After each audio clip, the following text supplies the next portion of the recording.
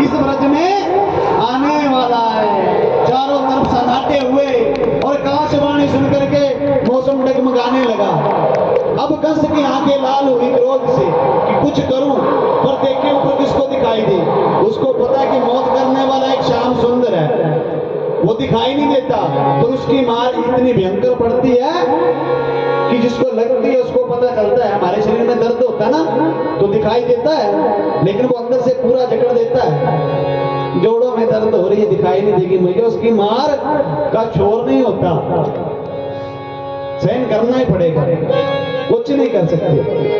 क्रोध किया, बड़ा कुछ उबाला खाया, कुछ नहीं हुआ। अब जाकर के वासुदेव की गर्दन पे तलवार रख दी। इसने महाराज कंस ने रखी तो मैया देवकी ने समर्पण कर दिया। आजकल की बेटियों की शादी होती ना, उनको पता चल गया अगले मोड़ पे पति खत्म हो जाए, उसी सेकंड में बदल लेंगी भैया, बदल लेती है ना। वो शादी थोड़ी वो डिमांड है, लड़का कमाता क्या है, वो डिमांड होती है भैया। वर को पसंद करो, क्या कमाता है, अगर भाग्य में होगा तो उससे भी ज्यादा कमा लेगा। जो बड़ी दिन पर करके जाता है वो 2 महीने चलता है, जो मैया गरीब बेचारी ऐसी भेज देती है वो अच्छी रहती है। जो ज्यादा जांच पड़ताल करता है वो दूसरे दिन घर आ जाती है मैया। तो ठाकुर जी की डोर छोड़ करके चलते रहा करो, अपनी डोर के हाथ कुछ नहीं होता, अपनी डोर अपने हाथ में नहीं रहती, लोगों के हाथ में कह रही। महाराज मैया देवकी ने समर्पण कर दिया ठाकुर जी के चरणों में, ठाकुर जी के चरणों में कि मन में सोच रहे कि भगवान अब तुम ही हो और तुम ही कर सकते हो। और भैया से कहा कि मैं आपके साथ, पति देव के साथ, पति परमेश्वर के साथ आपकी काल कोठरी में रहूंगी और जितनी भी संतानें होंगी उसको मैं सौंप दूंगी। भगवान ऐसे नहीं मिलते, राधे श्याम बड़ा प्रयास करना पड़ता है। हमें थोड़ी सी धन ना मिले, थोड़ा सा अन्न ना मिले, हमें भगवान का है। याद रखो बार बार वही, जो तूने कमाया है दूसरा ही खाएगा, खाली हाथ आया बंदे खाली हाथ जाएगा। क्यों कहते हैं इस बात को?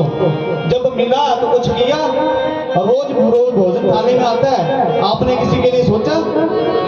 आपको सृष्टि के लिए बनाया गया था कि बैलेंस करना है।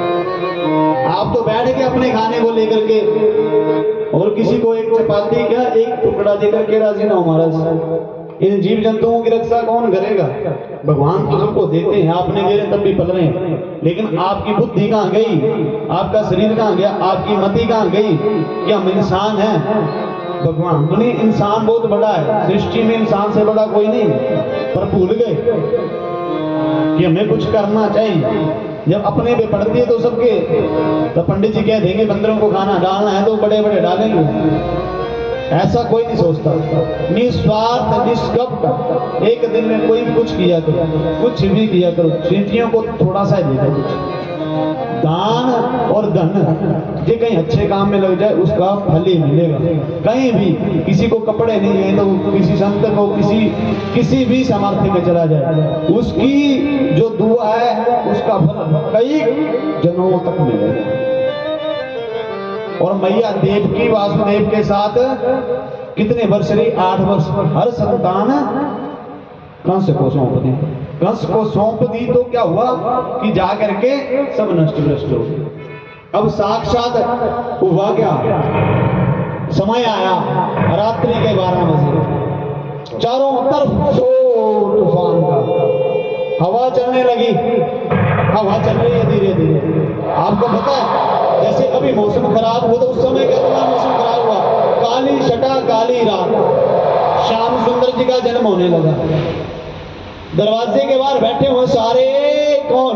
पहरेदार, एक नहीं दूसरे नहीं 8वीं जेल में जाकर के वासुदेव जी बैठाए हुए, और जाकर के उसमें देखा कि अब पहले तो साक्षात नारायण भगवान आए, बोली नारायण भगवान की जय। वासुदेव से कहा कि हे वासुदेव तेरी भक्ति धन्य है, हे देव की मैया तेरी भक्ति धन्य है, क्या नारायण भी तुझे समर्पण करता है। मैं तुम्हारे इस कोख से अवतार लूंगा, मैं अब इस सृष्टि में अवतार लूंगा और मुझे नंद के घर छोड़ देना, वहां पर एक पुत्री होगी, वहां उसका नाम जोग माया होगा। नंद को मैंने सारा विस्तार स्वप्न में दृश्य दिखा दिया है, और ऐसा करना, वहां ले जाना, सब कुछ खुलता जाएगा, और आकर के रह लेना, इसी स्थान पे बैठ जाना। तो अब समय हुआ 12 बजे रात्रि के, चिंता में पड़े हुए वासुदेव जी कि कैसे होगा। जैसे हम चिंता में पड़े रहते हैं कि कैसे होगा, करने वाला कर जाता है और पाने वाला पा जाता है, चिंता में रहने वाला चिंता में रह जाता है। तो करना है कि पाना है, उस अपना अपना।